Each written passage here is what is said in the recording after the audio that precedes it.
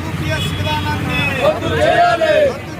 CPS విధానాన్ని రద్దు చేయాలి. జీపీఎస్ విధానాన్ని రద్దు చేయాలి.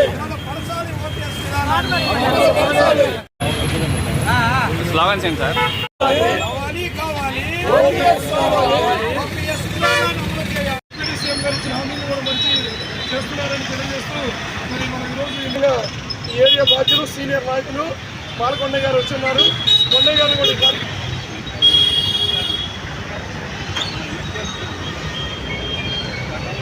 ఉపాధ్యాయుల సమస్యల మీద స్పందించి పోరాటాలు చేసి ఆందోళన చేసి అనేక విజయాలు సాధించింది.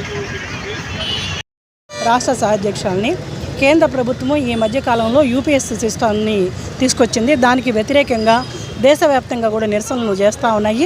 ఎస్టీఎఫ్ఐ పిలుపుని అనుసరించి ఈ రోజున మేము ఈ కార్యక్రమాన్ని చేస్తున్నాం. మేము అనేది ఏంటి అంటే ఇప్పుడు మన రాష్ట్రంలో ప్రవేశపెట్టినటువంటి జీపీఎస్ అయినా ఇంతకుముందు ప్రవేశపెట్టిన సిపిఎస్ అయినప్పటికి కూడాను ఇప్పుడు వచ్చినటువంటి యూపీఎస్ అయినప్పటికి కూడాను ఈ అన్నింటిలో కూడాను ఉద్యోగి ఉపాధ్యాయులు కాంట్రిబ్యూషన్ చెల్లించాల్సిన అవసరం ఉంటుంది.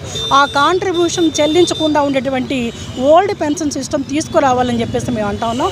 దీని గురించి భారతదేశం మొత్తంగా ఉన్నటువంటి అన్ని రాష్ట్రాల్లో ఉన్నటువంటి ఉపాధ్యాయుల్ని ఉద్యోగుల్ని అందరినీ కూడా కూడగట్టుకొని దీని మీద పెద్ద ఎత్తున దీనికి ఉద్యమం జరిపి యూపీఎస్ అమలు కాకుండా చూడాలని ప్రయత్నం ఖచ్చితంగా చేస్తాం.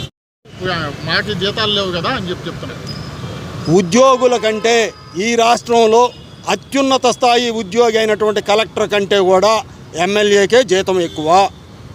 అట్లాగే వాళ్ళకి వచ్చేటటువంటి పెన్షను ఒక పర్యాయము ఎమ్మెల్యేగా చేసి రెండవ పర్యాయం ఎంపీగా చేస్తే ఎమ్మెల్యే పెన్షను వస్తుంది, ఎంపీ పెన్షను వస్తుంది.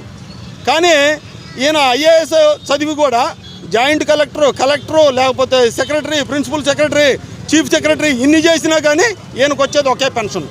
కానీ వాళ్ళకి మాత్రం వాళ్ళు వచ్చిన ఉద్దేశం ఏంది, వాళ్ళ జనమందరికి చెప్పేది ఏంది, ప్రజాసేవ చేయటం కోసం వస్తున్నామని చెబుతారు.